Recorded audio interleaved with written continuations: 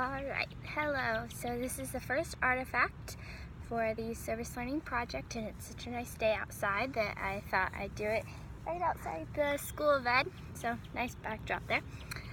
So for this artifact, it's basically going to be the individual time where students can learn on their own and get kind of an introductory to what we're going to learn about the rest of the remainder of the lesson. So students would be encouraged to check out books over the standards, so books over maps in this case in cardinal directions. So I got a few from the School of Ed library here.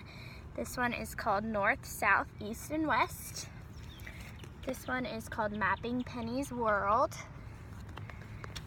This one is called Follow That Map. And this one is called What's in a Map. And this one might be ideal for either lower grade level or reading levels, or students who might have, who might first need to understand their own map, so their like feeling map and how they take up the space around them. So students who may not quite understand that. So I'm going to focus on the other ones, but I just wanted to bring that in case all students weren't at the same level. So for this activity, all we need is Post-it notes and a pen, and then the books, obviously. And basically, we're just going to read this book. This one's the Follow That Map, and we're going to sort of follow the character throughout the story, and we're going to mark the change in location, the change in setting, plot, so that students can kind of get a feel for what a map does, because a map, of course, is a way to tell direction. So I think it'd be a good idea to start with this one. So basically, I'm just going to take a Post-it note, and this is what the students would be doing on their own before we even gave them a lesson, ideally, just so they can get a sense of it themselves. And it works in reading time too in the classroom. So this page clearly says in the city. So students could take the Post-it note and write on it city, and they can mark it at the top of the book just like that. And then this book is a little different because it's not a specific character, so then it's off to the country. So the student would take the Post-it note and write country and stick it on. And they'd go on so forth throughout the rest of the book. This book tracks a character, so we would follow Penny and we would see everywhere she goes. So for instance, here she's in her bedroom, so students would have to understand that her bedroom is a change of location. So they would take the Post-it note and write bedroom.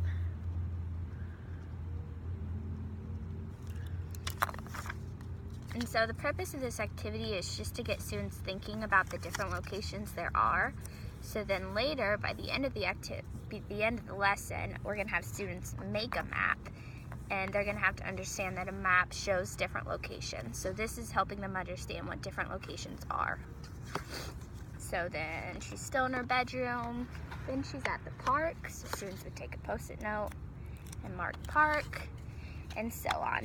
Another way to do this activity would be if I provided a link on the website, but on my teacher website, but if students had, or the classroom had a large dry erase board map, and they're kind of expensive, so it wouldn't be ideal for every classroom, but then students could do it all together. So the teacher could be reading a book and students could go up and mark on the dry erase board map with dry erase marker the different changes in setting. So that would also be an idea. Or if students had individual little maps that they could mark on, that would work.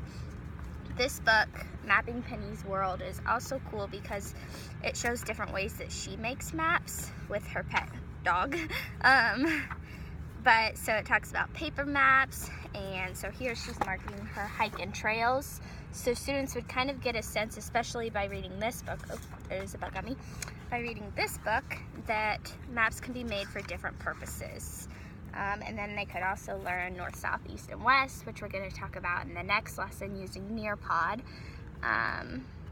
But yeah, this is just supposed to be a time, like 15 to 20 minutes, where students can kind of get a sense of what they're going to be learning about on their own. So a pre-lesson for the lesson to come. So that is this. There's so many different types of books you can use. A librarian, of course, can help, but yeah, just encourage students to check out books over maps and changes in setting this week. So here are mine. Thank you.